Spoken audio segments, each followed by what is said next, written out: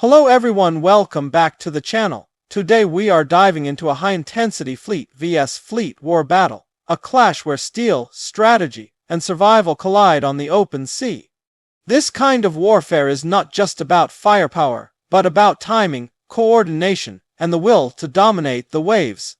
A fleet vs fleet battle begins long before the first shot is fired. Commanders study maps, weather patterns, and intelligence reports, knowing that the ocean itself can become either an ally or an enemy. Every decision made in advance can determine whether ships return home or sink beneath the surface. As opposing fleets close the distance, tension builds across every deck. Radar screens glow, sonar pulses echo through the hulls, and crews move with rehearsed precision. Silence often dominates these moments, broken only by the hum of engines and the distant crash of waves. The opening phase usually starts with long-range detection and probing attacks. Missiles may be launched from beyond the horizon, testing defenses and forcing reactions. These early strikes are designed to weaken formations and reveal enemy positions. Air support plays a crucial role in high-intensity naval warfare.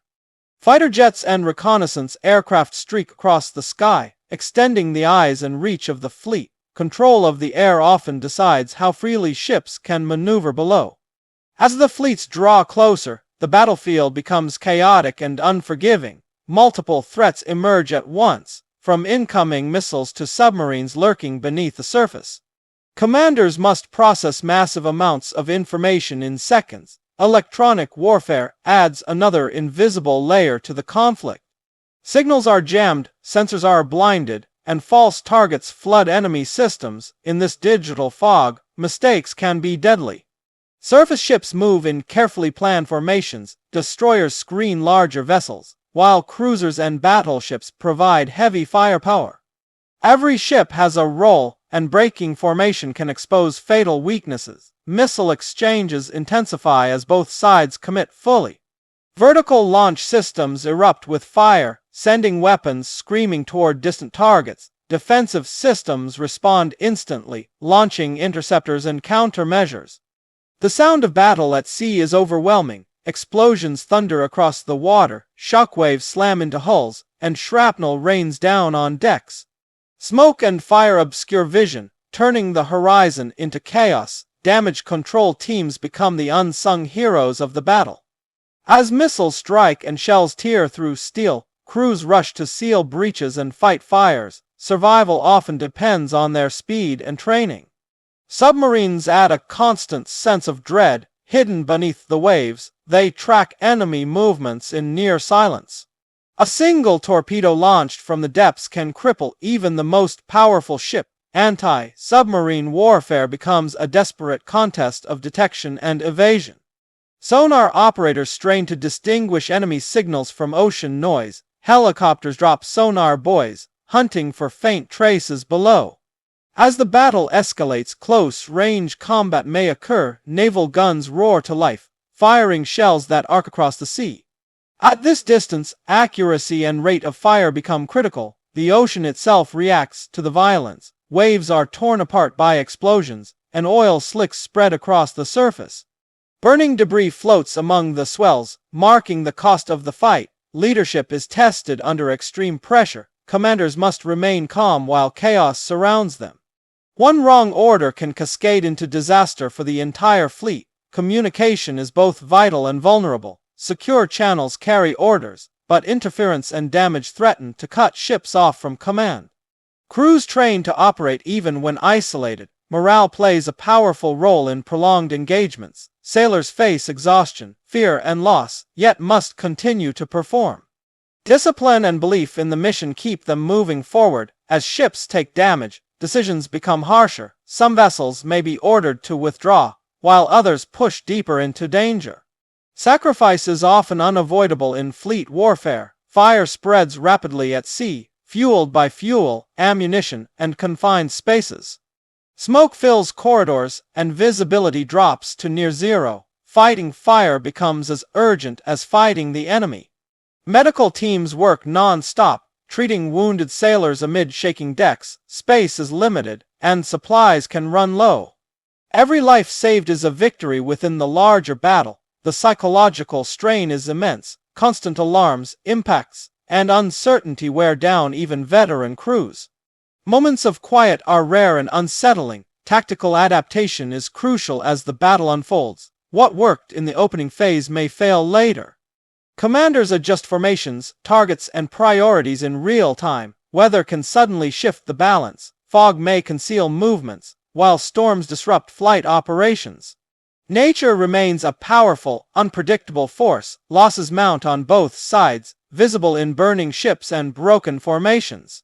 Yet the fight continues, driven by objectives that extend beyond individual vessels. Control of sea lanes, territory, or deterrence is at stake.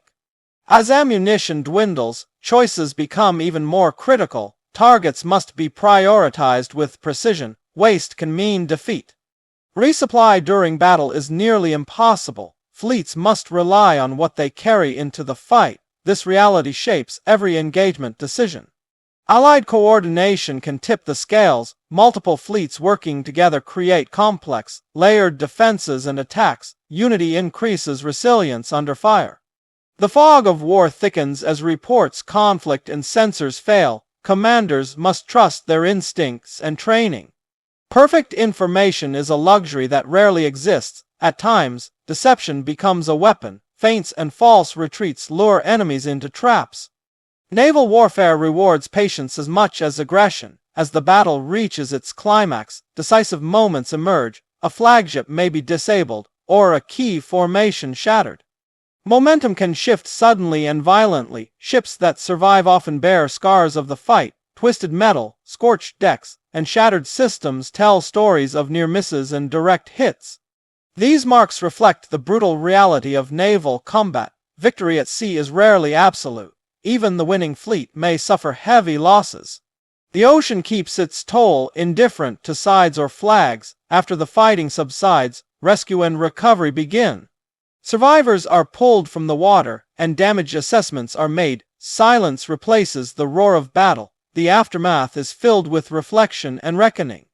Commanders review decisions, successes, and failures. Lessons learned will shape future doctrines. High-intensity fleet vs. fleet warfare demonstrates the complexity of modern naval combat. It is a blend of technology, human courage, and strategic thinking. No single factor guarantees success. The evolution of naval weapons continues to redefine these battles.